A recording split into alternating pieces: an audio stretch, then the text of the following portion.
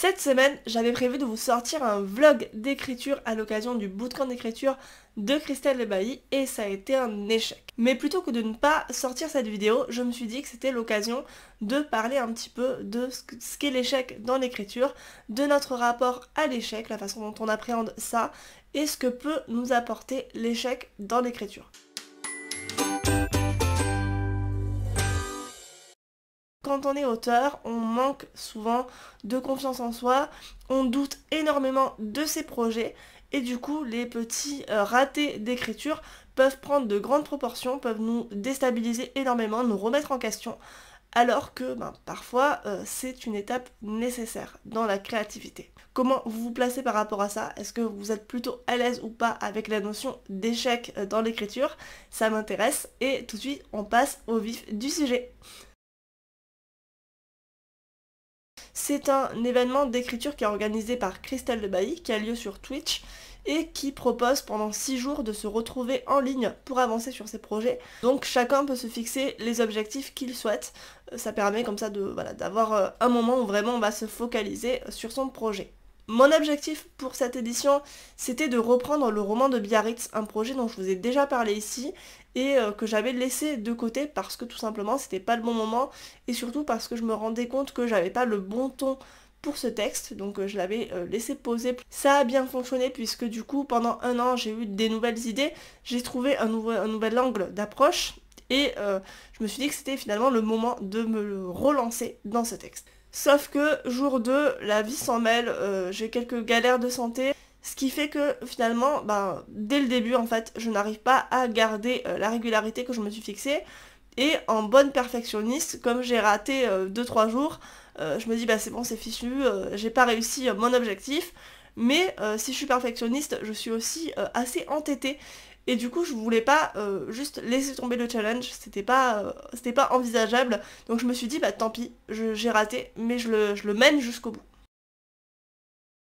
Je me suis beaucoup questionnée sur, non pas cet échec à proprement parler, sur le fait que j'avais pas réussi mes objectifs de bootcamp, mais sur ce qui avait entraîné ce blocage. Et je me suis rendu compte finalement que, d'une part, c'était la première raison, c'était mes attentes un peu démesurées pour ce projet, puisque, je le rappelle, c'était quelque chose que j'ai commencé il y a un an, que j'avais laissé en plan parce que j'allais pas dans la bonne direction, et là j'avais trouvé le ton, le style d'écriture avec lequel je voulais l'aborder, le projet avait eu le temps de maturer, et donc je m'étais dit, allez, tu vas le finir en février, c'est bon, tu vas t'y remettre, et presque ça va être facile, quoi.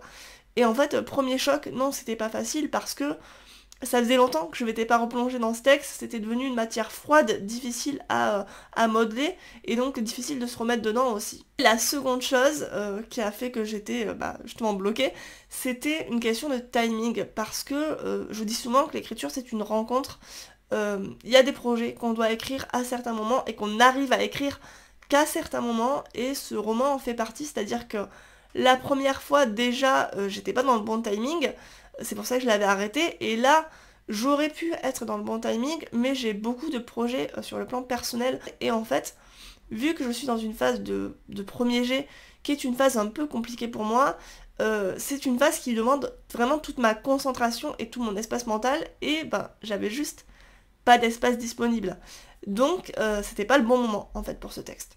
Et dès lors que j'ai pris conscience de ces deux points, à savoir que j'étais un peu trop exigeante quand même, et que j'avais pas l'espace mental, et qu'il fallait que j'arrête de me mettre la pression tout simplement, y a quelque chose qui s'est débloqué. Et c'est là que je me suis rendu compte que même si j'avais pas atteint mes objectifs initiaux de bootcamp, c'était pas forcément un échec, et ça m'avait beaucoup appris. Du coup, pour marquer un peu le coup, et pour faire aussi un travail sur moi, j'ai décidé de poster un reel sur Instagram qui parlait de cet échec, et de montrer en fait que j'y étais pas arrivée, et de pas uniquement montrer quand ça fonctionne et quand on arrive à ses objectifs, quand on arrive à écrire, quand on arrive à publier, de montrer aussi les pas de côté, les ratés, et de montrer que c'était pas grave. Et donc j'ai posté ce reel qui a pas mal fait écho chez certains d'entre vous. Ça a amené des discussions très intéressantes, et ça m'a permis de poursuivre cette réflexion-là, et de me rendre compte qu'en fait, l'échec dans l'écriture, ça n'existe pas,